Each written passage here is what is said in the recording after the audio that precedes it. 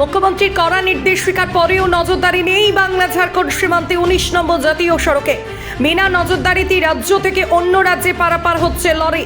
এমনই চিত্র দেখা যাচ্ছে ১৯ নম্বর জাতীয় সড়কে বাংলা ঝাড়খণ্ড সীমানায় ডুবুরডি চেকপোস্টে। মুখ্যমন্ত্রী কড়া নির্দেশিকা জারি করছেন, রাজ্য থেকে আলু অন্য রাজ্যে যাবে না, কিন্তু তারপরেও দেখা যাচ্ছে বাংলা ঝাড়খণ্ড সীমানায় ডুবুরডি চেকপোস্টে কোনো রকমের নজরদারি নেই।